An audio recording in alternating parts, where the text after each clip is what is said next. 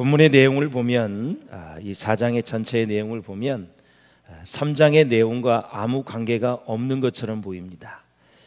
그렇지만 본문의 이 말씀도 역시 고린도 교회에 만연하였던 분파와 분열의 문제와 깊은 관련이 있습니다.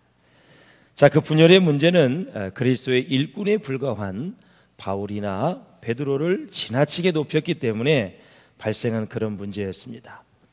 그래서 바울은 본문에서 그리스도의 일꾼에 대해 취해야 할 태도에 관해서 귀한 말씀을 전해주고 있습니다. 먼저 우리 한번 1절을 같이 읽어보도록 하겠습니다. 1절입니다. 시작. 사람이 마땅히 우리를 그리스도의 일꾼이요 하나님의 비밀을 맡은 자로 여길지어다. 아멘. 자, 우리를 뭐로요? 그리스도의 일꾼, 그리고 하나님의 비밀을 맡은 자로 여길지어다. 그렇다면 일꾼은 어떤 뜻이냐면 헬라어로 이제 휴페레테스라는 단어인데 휴포가 바로 언더, 영어로 뭐뭐 밑에, 페레테스는 노를 젓는다. 그래서 이 일꾼은 여러분들이 정확하게 아셔야 돼요. 배 밑에서 노를 젓는 사람이 일꾼으로 쓰인 거예요. 그래서 그 단어가 그리스도의 일꾼 할 때 그리스도를 위해서 노예처럼 정말 모든 절대 주권을 그분께 맡기고 그분께 드리면서 일하는 사람을 그리스도의 일꾼이다. 그래서 본래 로마 시대에는 군함과 같은 큰 전투함에 그 배 밑창에서 노예들이 노를 저었습니다. 여러분, 우리 배너라는 영화를 보셨죠? 이 배너가 일시적으로 노예가 되지 않습니까? 그리고 배 밑창에서 들어가서 다른 노예들과 함께 노를 젓고 있었던 장면을 우리는 기억합니다. 거기에서 일꾼이라는 단어가 나왔습니다. 선장이 지시하는 그대로 노를 저어야 됩니다. 내가 이것을 왜 해야 돼? 내가 마음에 안 드는데 내가 이것을 계속해야 돼. 도대체 어디로 가는 거야? 하고 물을 필요가 없습니다. 조건이 없는 절대적인 순종, 이것이 바로 예수 그리스도의 일꾼의 본질이다, 본분이다 라는 것입니다. 자, 노를 젓는 사람이 노만 저으면 되지 무슨 특별한 말이 필요가 없습니다. 얼굴 표정도 소용이 없고요, 찡그리든 화가 나는 모습이든 무조건 노를 저어야 됩니다. 그리고 그 모든 이 노 젓는 사람이 하나가 되어졌을 때 배가 원하는 대로 갈 수 있다라는 거예요. 교회 선장은 예수 그리스도인 줄로 믿습니다. 우리 주님께서 우리에게 맡겨주신 일들을 그래서 때로는 합당하지 않고 또 마음에 안 들고 또는 내 생각에 그것이 딱 맥히지 않을 때가 있습니다. 그럼에도 불구하고 그것이 하나님의 일이고 하나님이 기뻐하시는 일이라면 여러분 다 협력할 수 있기를 주의 이름으로 축원합니다. 제가 불기둥 기도일 때 크게 강조를 했습니다. 사역이 있습니다. 사람이 있습니다. 사람이 싫다고 해서 사역을 그르치지 말라 그랬어요. 그러면 나중에는 사람도 놓치고 사역도 그르치게 되고 하나님 앞에 결국 내놓을 곳이 아무것도 없습니다. 순장 남녀전도회 회장 여러 가지 권사 장로 모든 각 기관에서 내가 저 사람이 별로 마음에 안 들어.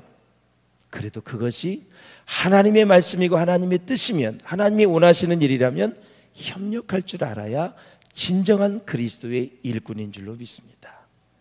감정에 치우치지 마시고 감정에 좌지우지하지 마시고 우리가 하나님의 일이라면 잘 협력할 수 있는 사람이 성숙한 그리스도인이다. 나중에 그것은 다 하나님이 평가하게 되어 있고 내가 마음에 안 들어도 협력을 하면 그것은 하나님 앞에 딱 인정을 받기 때문에 하나님 앞에 복이 될 수밖에 없다라는 것이죠.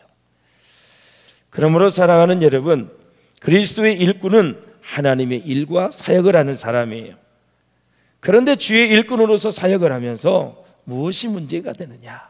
말이 많은 게 문제가 됩니다. 말이 많으면 허물을 면키 어렵다고 자문서에 말씀하셨고 실수가 있다 그렇게 말을 하고 있어요. 자기 생각이 참 많이 있습니다. 이것을 하게 되면 누가 알아줄까? 알아주나 안 알아주나? 이걸 계산을 하고 무슨 이권이 내게 돌아오나, 어떤 것이 내게 더 유익인가, 이것을 하면 내게 돌아오는 건 무엇인가, 과연 많은 사람들이 나를 칭찬해 줄 것인가 안 해줄 것인가, 이런 것들을 생각을 한다라는 거죠. 만약에 여러분들이 주의 일을 하고 주의 사역을 할 때 생각을 하게 된다면 두 가지 생각만 하게 됩니다. 그 두 가지 생각만 하면 돼요. 뭐예요? 내가 하는 일이 주님의 뜻인가 아닌가, 그리고 내가 하는 일이 주님의 말씀인가 아닌가, 이것만 생각하면 됩니다. 그것이 주님의 뜻이고 주님의 말씀이고 한다면 잘 협력해서 하나님의 역사를 이룰 수 있기를 주의 이름으로 축원합니다. 이게 참 지혜로운 성도고 신실한 일꾼인 것입니다. 정말 일꾼다운 일꾼, 사람다운 사람, 성실히 주님 생각하면서 일하는 사람은 이렇게 목회 여정을 보니까 말이 없습니다. 있다 할지라도 지나치지 않습니다. 말이 많은 사람은 일을 사실 안 하는 사람입니다. 그리고 더 나아가 말만 만들어내는 사람이다, 이렇게 볼 수가 있어요. 그리고 한 가지 기억할 것은 하나님의 일은 반드시 우리가 원하는 대로 모든 것이 이루어지지 않는다는 것도 우리는 기억할 필요가 있다라는 것입니다. 사랑하는 여러분, 그래서 그리스도의 일꾼들은 누구냐? 바로 그리스도의 일꾼들은 주인이신 그리스도를 위해서 온갖 힘들고 굳은 일을 하지만 오직 그리스도만을 드러낼 뿐 자기 자신을 이름 없이 파묻혀 버리는 사람들이 바로 진정한 그리스도의 일꾼이다라는 거죠. 그런 일꾼들이 될 수 있기를 주님의 이름으로 축복합니다. 그리고 나서 이제 또 하나, 우리를 그리스도의 일꾼뿐만이 아니라 하나님의 비밀을 맡은 자로 여길지어다 말씀했는데, 그 비밀을 맡은 자는 헬라어로 오이코노모스 무스테로운이라는 단어예요. 이것은 신비로운 비밀을 맡은 청직이다, 그 뜻이에요. 이 청직이란 주인에 대해서는 노예적인 것이죠. 주인의 명령을 따라서 순종해야 됩니다. 본래 이 맡은 자라는 이 단어가 히라보로 쓰여졌을 때 그 뜻이 무엇인가 하냐면 부지런히 집안 식구들에게 먹을 것을 공급하는 사람들을 맡은 자라 그랬어요. 집안 식구들에게. 그래서 이 구절에서 바울은 목회자를 두 가지로 호칭을 합니다. 하나는 그리스도의 일꾼이다, 또 하나는 하나님의 비밀을 맡은 자다. 그래서 하나님의 비밀이란 도대체 무엇인가? 인간을 구원하기 위한 하나님의 계획을 바로 하나님의 비밀이다. 결국은 목회자는 인간을 구원하기 위한 하나님의 계획을 사람들에게 전하는 일을 맡은 청지기일 뿐이다 라는 것입니다. 그래서 하나님의 비밀을 맡은 자이기 때문에 인간의 구원과 회복과 치유를 위해서 영적 지도자들은 우리의 주인 대신 하나님께서 맡기신 양식을 그 부지런히 성도들에게 나누어 주는 일을 하는 것이 바로 목회자가 해야 될 일이다라는 것입니다. 사랑하는 여러분, 그렇다면 하나님의 비밀은 무엇인가? 그렇다면 하나님의 비밀은 인류를 구원하기 위해서 하나님의 독생자 예수, 그분을 이 땅에 보내신 계획입니다. 그렇다면 왜 보내셨는가? 죄 때문에 죄 문제를 해결하지 못하고 지옥으로 가는 영혼들을 구원해서 하나님 나라 백성 삼으시고 죄를 용서해서 천국으로 보내기 위한 생각이 하나님의 비밀입니다. 비밀. 할렐루야. 우리가 인생을 살면서 받았던 상처를 치유해 주시고 아픔을 치유해 주시고 그리고 고통을 치유해 주시기 위해서 하늘 보좌의 영광을 다 버리시고 인간의 연약한 모습으로 이 땅에 오신 것, 오셔서 우리를 구원해 주시고 우리를 하나님의 자녀 삼아 주시고 죄 용서함 받아서 저 아름다운 천국에서 영원히 살 수 있도록 우리를 구원하기 위한 생각, 그것이 하나님의 비밀인 것입니다. 여러분, 비밀. 그런데 그 비밀을 알 뿐만 아니라 우리가 믿고 있으니 얼마나 큰 축복입니까, 여러분? 그래서 이 모든 비밀을 전 세계의 복음을 전하기 위해서 예수님은 누구를 선택합니까? 12제자를 선택해. 12제자. 그래서 복음이 변질되지 않고 전 세계에 전파되도록 그들을 훈련시켰습니다. 내가 모시고 있는 스승들, 그분들을 통해서 내가 훌륭한 기업인이 되고 교수가 되고 그리고 정치인이 됐다면 나의 멘토를 무척 여러분 존경하고 평생 잊지 못할 것입니다. 그런데 예수님은 하나님이십니다. 하나님이 12명을 선택을 해서 그것도 3주 훈련이 아니라 1년 훈련이 아니라 3년 동안 먹여주시고 입혀주시고 그리고 수많은 기적을 다 보여주면서 그들을 아주 특공대 훈련처럼 훈련을 시켰어요. 물을 포도주로 만드는 기적들, 오병이의 기적을 통해서 수만 명이 먹었습니다. 나사로가 죽었습니다. 살려주셨습니다. 38년 된 환자, 18년 된 환자들을 다 병을 고쳐주셨습니다. 바람이 여러분 거세게 불어서 풍랑을 만나 배가 뒤집힐 정도가 됐는데 바람아 잠잠하라 말씀했을 때 바람이 잠잠했습니다. 그 수많은 기적과 이적을 보여주면서 아주 특수부대처럼 12명을 훈련을 시켰어요. 그게 바로 제자 훈련입니다. 이거 가지고는 아니 됩니다. 그래서 예수님이 이제 가셔요. 가시니까 다른 하나님, 또 다른 하나님 보혜사 성령을 오순절 마가의 다락방에 그들에게 쏟아부어 주셨어요. 그게 성령의 기름 부으심이에요. 그래서 훈련받았던 내용들, 말씀들 거기에다가 성령의 기름 부으심을 받으니까 베드로가 하나님의 말씀을 선포했을 때 3,000명, 5,000명이 회개하고 세례를 받고 하나님 앞에 영광을 돌리며 구원을 받았습니다. 할렐루야. 그래서 그들로 하여금 복음을 그렇게 전해서 하나님의 사명을 이루게 되는 것이죠. 참으로 놀라운 것은 예수님의 말씀을 믿고 그 말씀을 그대로 붙들게 되면 성령이 역사하시게 되고 부흥의 역사가 일어난다라는 사실입니다. 그런데 이 놀라운 지식이, 이 놀라운 복음이 고린도 교회에 와서는 출세의 수단으로 변질됐다라는 사실이에요. 그래서 사도 바울은 자신이 선교하고 자신이 세웠던 고린도 교회에서 기독교의 본질이 복음이 변질되는 것을 보았고 또 그들 자신을 실패한 목회자라고 비판하는 소리를 계속 듣게 됩니다. 그래서 고린도 교회 교인 가운데는 교회를 통해 성공하고자 하는 사람도 있었습니다. 그들은 세상의 지혜를 가지고 세상의 철학을 가지고 바울의 실력이 형편없다고 폄하한 사람들도 너무 많이 있었습니다. 당시에 소크라테스, 플라톤, 아리스토텔레스라는 유명한 철학자를 밑에서 훈련받은 그 세상의 지혜를 가진 사람들이 교회에 와서 등록을 해서 바울의 설교를 들으니까 아주 현찬해 보이는 거예요.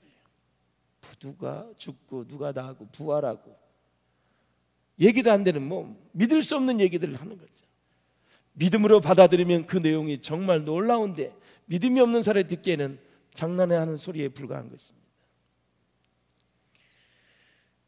또한 왜 저렇게 목회하느냐, 바울의 목회 스타일은 왜 저러냐 공격을 하고 마음에 들지 않는다고 불평불만을 일삼았습니다. 뿐만 아니라 어느 사람들은 바울은 실패한 목회자라, 오히려 아볼로가 훨씬 더 낫다 하면서 비교를 하면서 또 폄하하는 사람들도 있었습니다.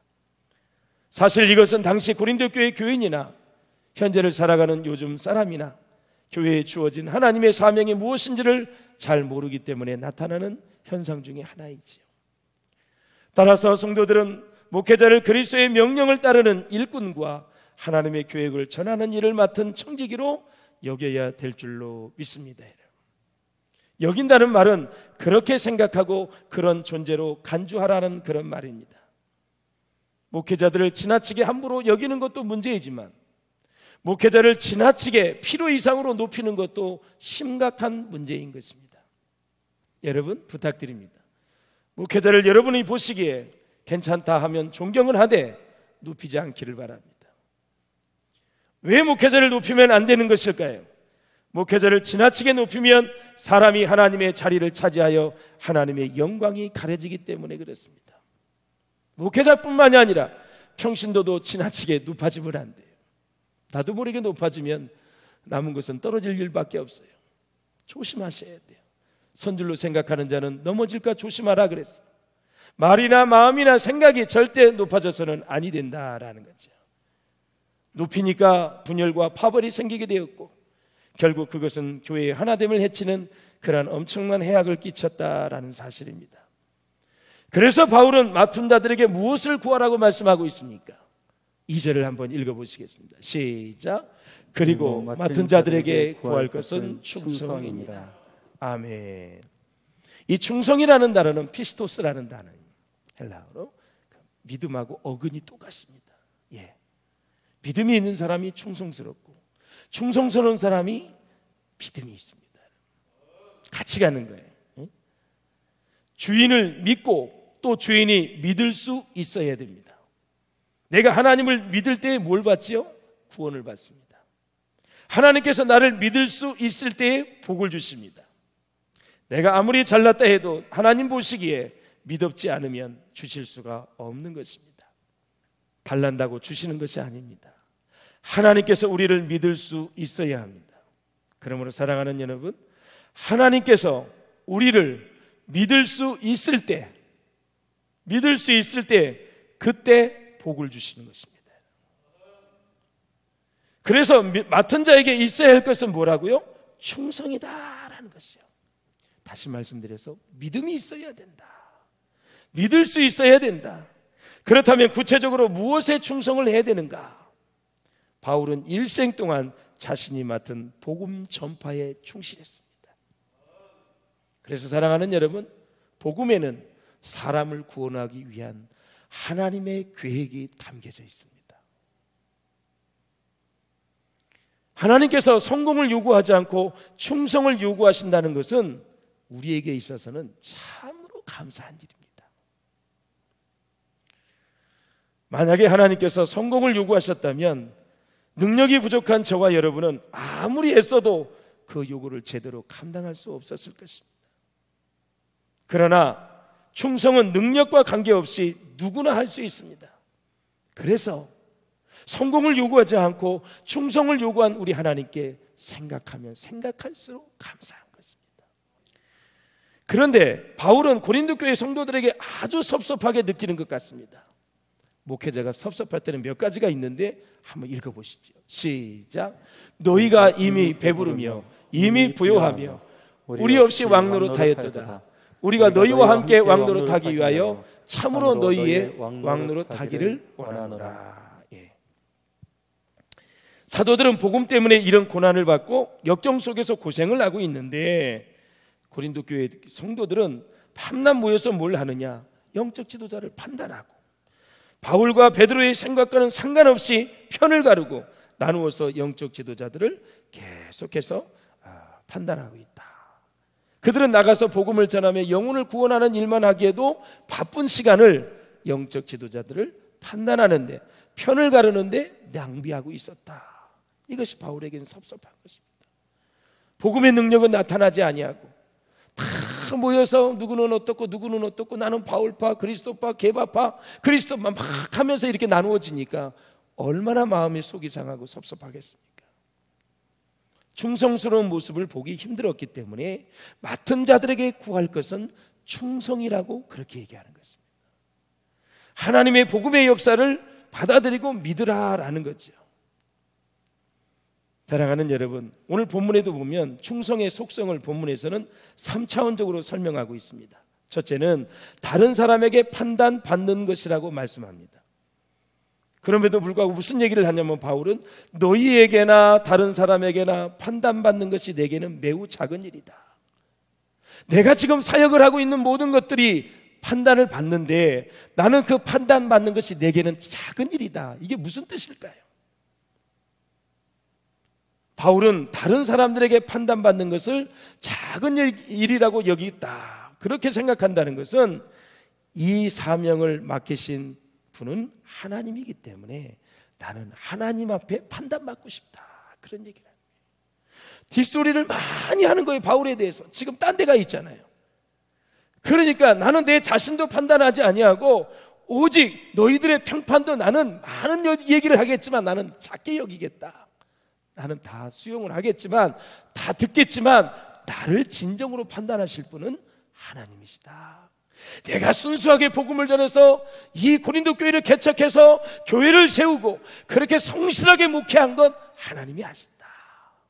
내가 세상의 지혜를 얘기한 것도 아니고 예수 그리스도의 십자가의 복음을 전한 것 하나님이 아신다. 그 복음을 믿어야 구원을 받는다는 것, 나는 그 소신을 가지고 목회했다. 그런 얘기입니다.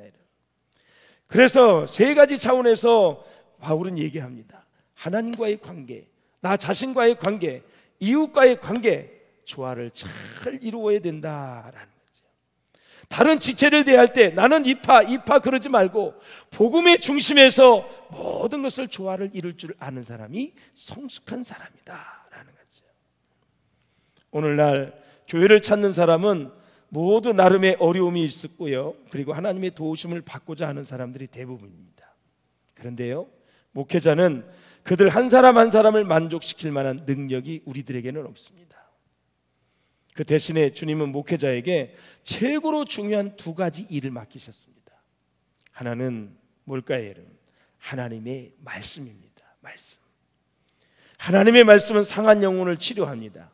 우리의 영혼을 깨끗하게 합니다. 또 우리의 영혼을 소성케 합니다. 두 번째, 우리에게 맡기신 것은 주님은 우리에게 교인, 양들을 맡겨주셨습니다. 그래서 교인이 함께 모여 예배를 드리고 하나님 말씀을 들을 때 하늘문이 열리게 되고 하나님의 능력이 임하게 되고 성령이 임하게 되는 것입니다. 이 두 가지가 목회자에게 주신 하나님의 능력입니다. 그렇다면 이 세상에서 최고로 어려운 일이 있다면 그것은 무엇일까요? 돈을 버는 일일까요? 병을 고치는 일일까요? 무엇일까요, 여러분? 최고로 어려운 일, 그것은 하늘문을 여는 것입니다. 사람으로는 열 수가 없습니다. 예수님이 그것을 하셨다고 성경은 말씀하고 있습니다. 마태복음 보십시오. 시작. 너는 베드로라. 내가 이 반석 위에 내 교회를 세우리니 음부의 권세가 이기지 못하리라. 19절 시작. 천국 열쇠를 내게 주리니 내가 땅에서 무엇이든지 매면 하늘에서도 매일 것이요 내가 땅에서 무엇이든지 풀면 하늘에서도 풀리리라. 아멘. 그래서 하늘을 여는 권세를 누구에게 주셨다고요? 교회 공동체에게 주셨다. 주님은 이 권세를 베드로라고 하는 개인에게 주시지 않고 교회라고 하는 공동체에 주셨다라는 것입니다. 그래서 하나님이 우리의 기도를 들어주기만 하시면 모든 것이 다 이루어지는 것입니다. 날 위해 십자가에 죽으신 그 예수님의 사랑, 십자가의 사건이 지혜가 된다라는 것입니다. 그 지혜는 사람을 자랑하지 않습니다. 그 지혜는 겸손합니다. 하나님을 신뢰합니다. 그리고 충성스럽게 일하게 만듭니다. 그래서 저는 이 띄어진 말씀 이사야 2장 22절을 참 좋아합니다. 한번 마음에 새기면서 읽겠습니다. 시작. 너희는 인생을 의지하지 말라. 아멘. 사람을 의지하지 말라는 것입니다. 세상의 지혜를 의지하지 말라는 것입니다. 항상 하나님의 지혜로 충성된 그리스도의 일꾼이 되시기를 주의 이름으로 축원합니다. 사랑하는 여러분, 주님 앞에 충성된 그리스도의 일꾼, 십자가의 은혜를 생각하면서 항상 제가 새벽에도 그랬습니다. 사람을 만날 때마다 이런 마음을 가져야 된다 그랬어요. 한번 따라서 하세요. 갚아야지.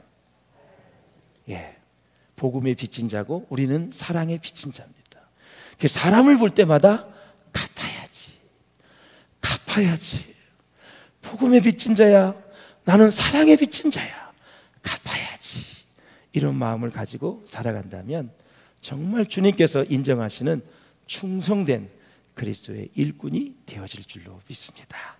그래서 주님의 흔적을 남기시고 주님이 다 여러분 보실 때 잘했다, 사랑하는 누구누구야 이렇게 칭찬을 해주고 상급을 주는 그런 인생이 될 수 있기를 주의 이름으로 축원합니다.